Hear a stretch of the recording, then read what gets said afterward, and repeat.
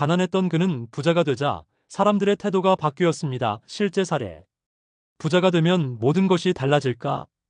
여러분은 한 번쯤 이런 생각을 해보신 적이 있나요? 돈이 많아지면 내 인생이 달라질까? 부자가 되면 주변 사람들도 나를 다르게 대할까? 돈이 많으면 모두가 나를 좋아해 줄까? 아니면 멀어질까? 어릴 때부터 우리는 부자가 되면 모든 것이 좋아질 거라고 생각합니다.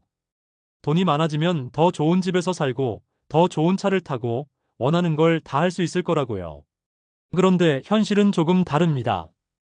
부자가 되면 돈뿐만 아니라 사람도 변합니다. 그리고 그 변화는 때로는 우리가 예상하지 못한 방식으로 다가옵니다.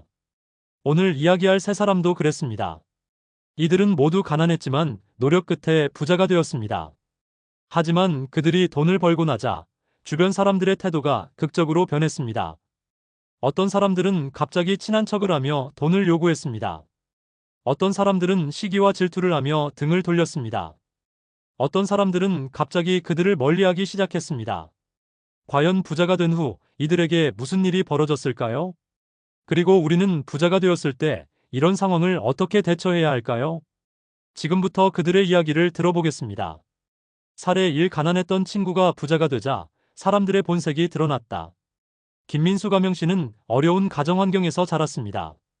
어릴 때부터 용돈 한 푼 받는 것도 힘들었고 대학 등록금도 스스로 마련해야 했습니다.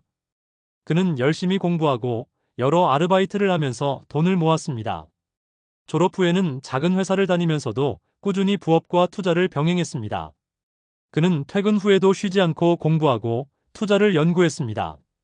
그렇게 10년이 지나자 그는 50억 원 이상의 자산을 가진 사업가가 되었습니다.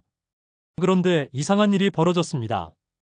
오래된 친구들이 갑자기 달라진 태도로 그를 대하기 시작한 겁니다. 첫 번째 변화. 돈을 빌려달라는 친구들. 야, 너 돈 많다며? 500만 원만 빌려줘. 너 이제 잘 나가니까 나 좀 도와주라. 옛날에 우리가 너한테 밥 많이 사줬잖아. 한 번만 빌려줘. 처음에는 친구들이 어려운 줄 알고 몇 번 도와줬습니다. 하지만 돈을 갚는 사람은 거의 없었습니다. 오히려 더 큰 돈을 요구하는 사람들이 늘어났습니다. 두 번째 변화. 친구들의 시기와 질투. 야, 너 운이 좋았네. 나도 너처럼 하면 돈 벌 수 있을 텐데. 너 요즘 건방지다? 돈 좀 번다고 우리랑 다르다고 생각해? 돈이 많아지니까 넌 변했어. 그는 전보다 더 겸손하게 행동하려 했지만 친구들은 계속 그를 의심했습니다. 그가 조언을 해줘도 듣지 않았고 오히려 그를 비난했습니다.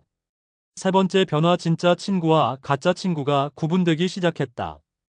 그는 시간이 지나면서 진짜 친구와 가짜 친구를 구별할 수 있었습니다. 진짜 친구들은 그의 돈이 아니라 그의 가치관을 존중했습니다. 가짜 친구들은 그의 돈에만 관심이 있었습니다. 돈이 많아지면 사람들의 본색이 드러난다. 그는 이 경험을 통해 부자가 되면 모든 친구가 남는 것은 아니라는 사실을 깨달았습니다. 부자가 되면 주변 사람들의 태도가 변합니다. 하지만 진짜 친구와 가짜 친구를 구별하는 기회가 되기도 합니다. 사례. 이 가족조차 돈 때문에 변했다. 이정훈 가명씨는 평범한 회사원이었습니다. 그는 20대부터 철저하게 절약하고 주식과 부동산 투자에 관심을 가졌습니다. 그리고 15년 만에 그는 자산 100억 원을 넘기는 투자자가 되었습니다. 그런데 가족들의 태도가 갑자기 달라졌습니다. 첫 번째 변화. 가족들이 돈을 당연하게 요구했다. 넌 이제 돈 많잖아. 부모님한테 집 한 채 사드려야지. 동생 결혼자금 좀 보태줘라. 너도 가족이잖아. 조카 학비 대줄 수 있지? 너한텐 별거 아니잖아. 그는 가족을 돕고 싶었지만 점점 부담스러운 요구가 많아졌습니다. 처음엔 기쁘게 도와줬지만 점점 그의 돈이 당연한 것이 되어버렸습니다.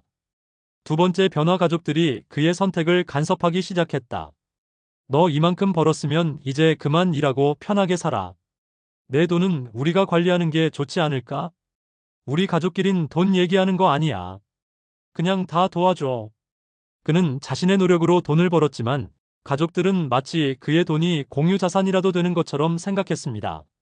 세 번째 변화. 돈을 관리하는 기준을 세우다. 그는 결국 결심했습니다. 가족이라도 돈 문제는 계약서나 원칙을 정해두자. 모든 걸 다 도와주지 않는다. 진짜 필요한 도움만 준다. 돈을 빌려줄 때는 도움이 아니라 투자의 개념으로 한다. 부자가 되면 가족까지 변할 수 있다. 하지만 결국 내 돈은 내가 지켜야 한다. 부자가 되면 가족도 돈을 요구할 수 있습니다. 감정적으로 대응하기보다 원칙을 정하는 것이 중요합니다. 사례 3 사람들은 부자를 질투하지만 결국 성공한 사람을 존경한다. 박성우 가명 씨는 한때 극심한 가난을 겪었습니다. 그는 사업을 시작해 성공했고 몇 년 만에 자수성가한 CEO가 되었습니다. 그런데 그는 부자가 되고 나서도 이상한 시선을 느꼈습니다.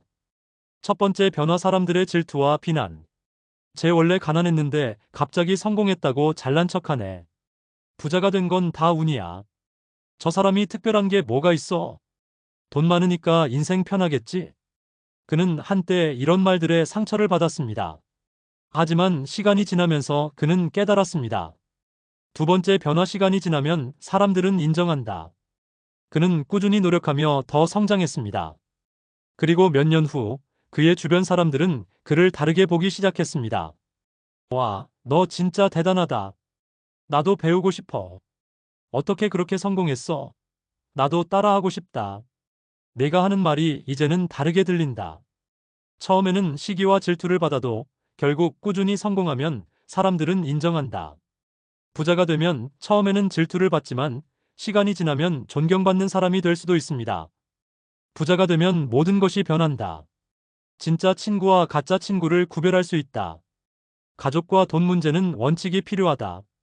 처음엔 시기와 질투를 받지만 결국 인정받게 된다. 이제 여러분에게 질문하겠습니다. 나는 진짜 부자가 될 준비가 되어 있는가? 부자가 되면 돈만 바뀌는 것이 아니라 사람들도 바뀐다는 사실을 기억하세요.